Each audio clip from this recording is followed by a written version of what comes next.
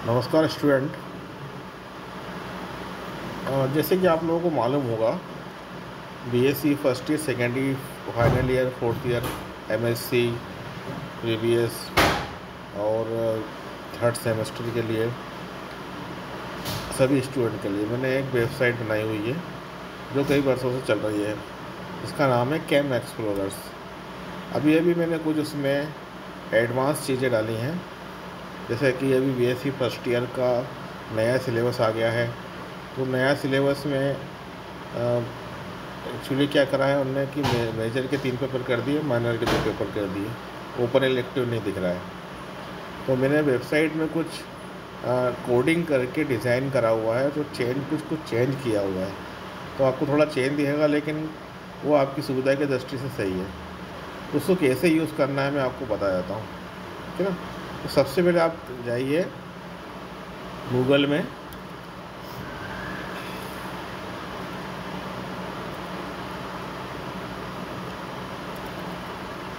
ठीक है, और गूगल में आपको यहाँ पर लिखना है कैम एक्सप्लोरर। जैसे ऑलरेडी लिखा हुआ है, जैसे आप कैम एक्सप्लोरर लिखा हुआ ना, यहाँ home page new 2025 right now, मतलब ये पेज का नाम चेंज हो गया लेकिन है वही, ठीक है। इस पर आप क्लिक करोगे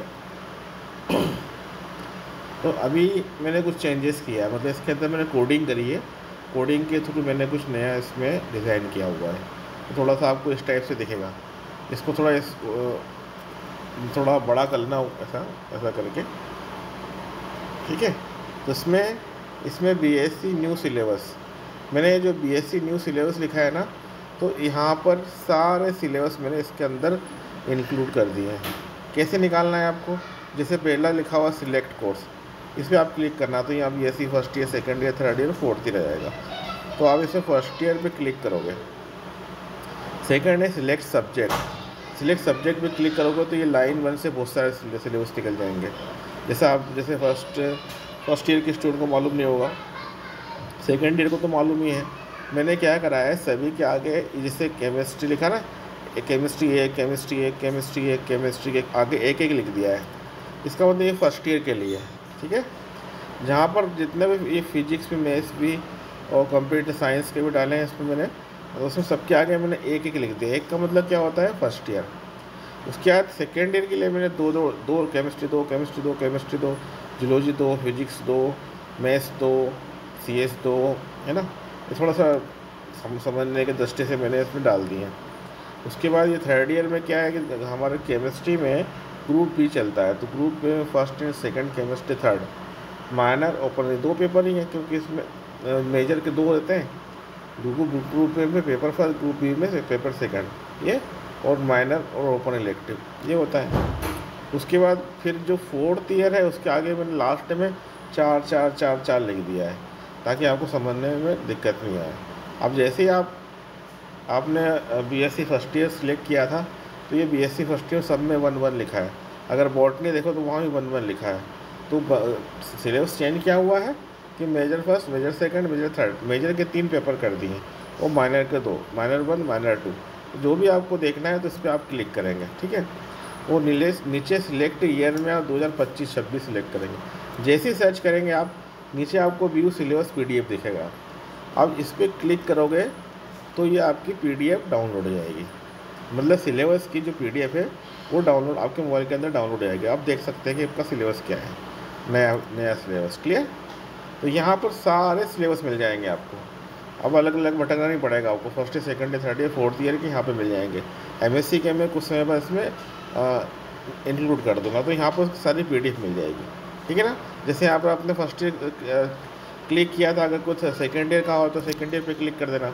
फिर मैंने बताया इस पर जैसे क्लिक करोगे तो केमिस्ट्री 2, जूलॉजी 2 ऐसा लिखा आएगा, वो सेकेंड ईयर के लिए होगा। जैसे केमिस्ट्री 2 मेजर 1, तो यहाँ पर क्लिक, मेजर के स्टूडेंट यहाँ क्लिक किया और 2025-26 सिलेक्ट है, सर्च करेंगे तो उसकी पीडीएफ नीचे मिल जाएगी।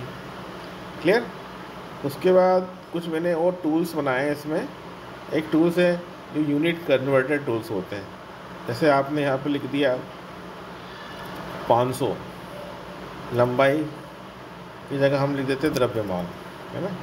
तो ये किलोग्राम से आपको किस में चेंज करना है, टन में। जैसे अपन परिवर्तित करेंगे तो ऊपर ये 500 किलोग्राम बराबर 0.500 टन होता है, ठीक है ना। उसके बाद और टूल्स बनाए इसमें ऑर्बिटल फिलिंग चार्ट, जो ऑर्बिटल में इलेक्ट्रॉन फिल किए जाते हैं ना, इससे आपको बहुत बेनिफिट मिलने वाला है, वो समझ में आएगा।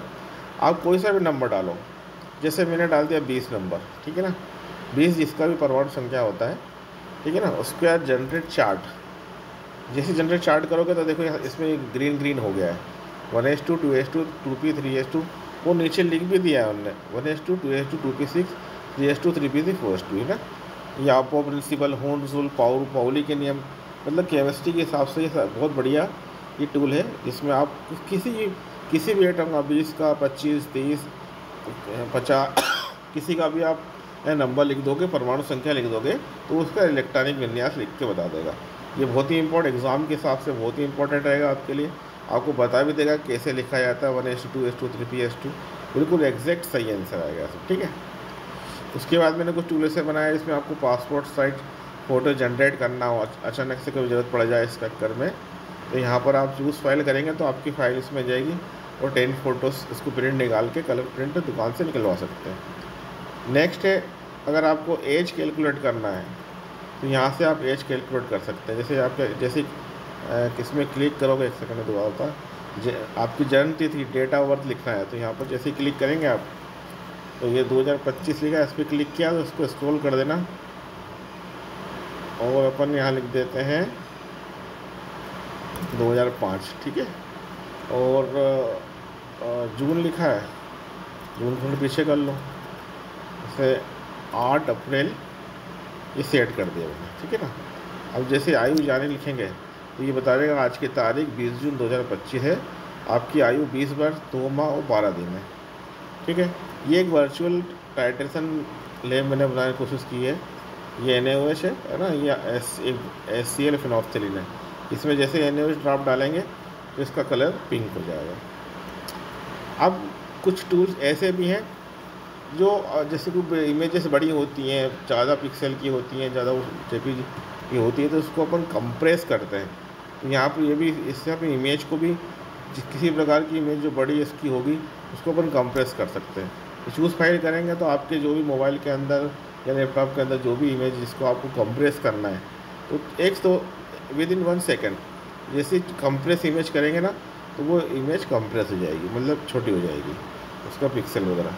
फिर उसके बाद एक और टूल है इसमें, ऑर्गेनिक केमिस्ट्री नोमेनक्लेचर एक यूज़ है, जिसमें आपको आंसर वगैरह देना लगातार, बहुत सारे क्वेश्चंस वगैरह है।